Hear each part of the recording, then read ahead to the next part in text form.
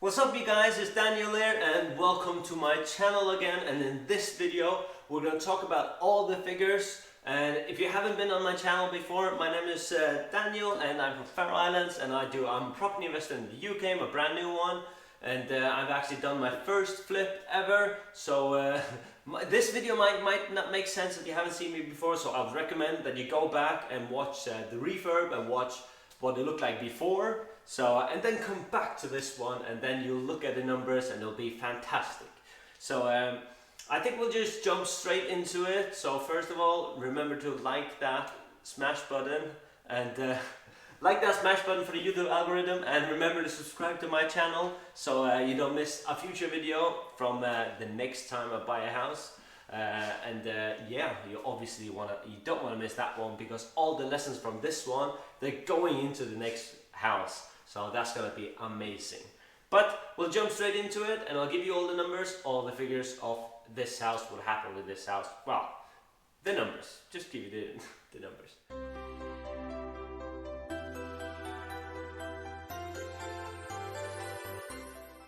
So first of all, I wanna tell you about the purchase price. So the purchase price was 98,500.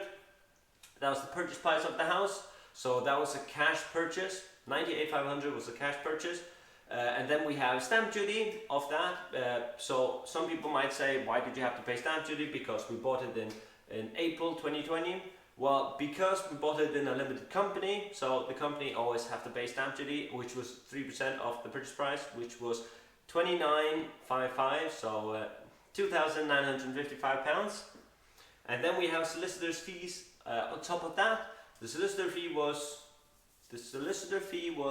$799 plus 50, so that was solicitor fee was £849.60 to complete the purchase, right? And then we have the investor finance. So because we bought the house cash, we didn't have the full amount. So me and my JV partner, we put 50-50, and it still wasn't enough. So we actually borrowed 50,000 from a private investor, and that investor is getting a fee back. So we borrowed that amount for 6 months, which he'll get back now. And on top of his £50, he'll get £4,890 extra, like his salary. So, but that was all that was agreed before. So this is not a surprise. So we borrowed them, and the loan cost us that. I don't know why I'm explaining this. Anyways, then we have the refurb costs for all the materials, the builders, everything I did before, everything the builder did, for the rubbish to skip, everything that was outside, so everything. So full refurb cost, that was £13,310.29 for the full refurb, actually. And it's not even 100% completed, but almost. That don't matter. I think an extra 2,000 and it's 100% completed. Anyways, after that we have running costs. What is running costs? So this will be running cost 5 months back. So that will be insurance, that will be electricity, gas, council tax and water. That should be all. And all these running costs for 5 months, they were £924.67. That was that's the running cost for all that. Actually, I've actually forgot to factor in that I have to cancel the insurance next week. That's going to be an extra £30. So plus £30 on top of that one, please. Then we have so that's actually all the prices to buy, fix the house, own the house, right? And now we come to the selling costs. So we have the estate agent fee first. So for the amazing job they did, Bezos, they put the house on the market on a Monday, and on a Wednesday the house was sold. Fantastic. Well, the house was sold. Well, a purchase price. Well, yeah, a price was completed. Anyways, so their fee was $1,500.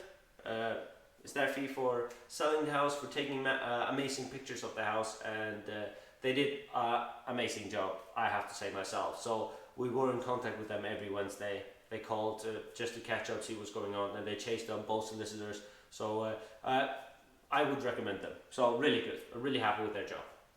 So that was $1,500 for their amazing job. And then we have solicitor selling costs. Because the completion date is next week, I don't have the 100% figure, but so the figures the solicitor have given me is actually £1,046. So this number I put at 1,100. So yeah, it's a bit high. So actually, if I skip the other cancellation insurance cost and add this one, it should actually be perfect. So yeah, selling costs for solicitors is £1,100. That's for selling the house, which some people say is a bit strange. So I've talked to other property investors and all that, and they say that it's actually it costs more in estate agent fees to buy the house than to sell the house. If you know, please leave a comment. Please let me know if that's true, if that's your case. In my case, no. Well, obviously I'm telling you. So let me know if you ever bought or sold the house, how it was, if it was different. So this is my first house. I'll obviously know by the next house and third house, fourth house. So I'll know then, but now I don't know. So you just have to pay, right? I'm not gonna halfway through start to look for other ones. But anyways, so that was £1,100. And then actually we put all of the figures together. So the total amount spent for the house, buy the house, sell the house, all in money is £124,029.56. Pence, cents. I don't know. So that is the full amount. That is everything we put in. And the house came on. Like I said, the house came on a Monday. Wednesday morning we had 5 serious offers. So the estate agent told them, obviously great communication with us, of course. We told them the highest offer at 2 o'clock gets the price. Gets the house. Gets the price. The winning prize is the house. So and the highest price, well, the highest offer was 138. That was the highest offer for the house, and that's what we agreed to go for. So so we did sell it for 138, which I think is a fantastic price. So it was a family's coming in to buy the house. That's fantastic. So they'll get a lovely home. They'll get a lovely garden. I think this is a perfect family house, and we got the price that we wanted for it. So that's really good. Maybe a little bit more, but so that's fantastic. Then there is the profit of that. So obviously you could just put the numbers together if you wanted to, but you're not going to because you're waiting for me to tell you. And the profit was then the profit was £13,970.44. That was all in all the profit for the whole house. So I've talked to so many investors. I've been on courses to study how to become a property investor. What is a good buy, bad buy? So I talked to one guy and he said it was a risky buy, but I don't think so because everything was calculated before. So in October, like 7 months before we bought the house, I did all the numbers. I'm sort of a numbers nerd, numbers freak. So I did all the numbers way before that. And I would think that if we did the house up to a high standard, we could get 134 for it 7 months before we ever sold it. Buying anything is risky, I have to say. But doing anything could be risky. You could go out and a bus could come and run you over. So anything is risky. But what we want to do is we want to do calculated risk. We want to calculate our risk. How do we do that? Before you cross the road, you want to look both ways. Before I bought the house, I wanted to look what's sold in the area and what's bought in the area, what's rented in the area, and just looked at the area. I even came here to walk around to have a look. So I would always recommend that, to you know your area. Just to jump in to buy a house is not always a good idea. It can be risky, you can lose money, yes, if it's not studied, if it's not calculated. If you don't know the area, just jump into it. We'll just go to the middle of nowhere and buy a house. How do you know it's a good area? How do you know you'll get tenants? How do you know that it'll sell? So this is really important to know. here in this neighborhood, I'm just guessing now, and there are probably 200 houses. They look exactly the same, so it's not really hard to figure out what it's worth, because look at the other ones, look at the condition of them, what did they sell for.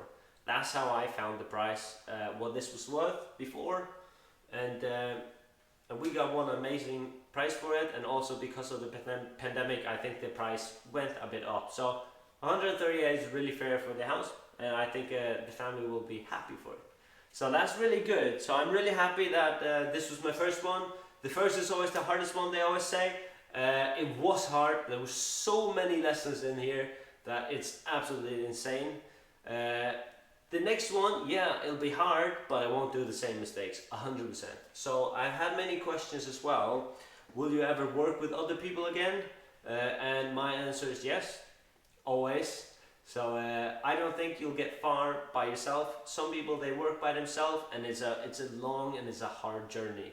So I would rather work with other people to grow faster and grow bigger. I don't think anybody that has a big company out there is working alone, because it's a long journey and it's a lonely journey. So surround yourself with like-minded people, work with people in the same field, and never jump into anything you don't know anything about. So I'll leave you with that. Hopefully you did smash the like button and subscribe to my channel so you don't miss the next one. But thank you so much for being a subscriber. Thank you so much for watching, guys. Have a fantastic day.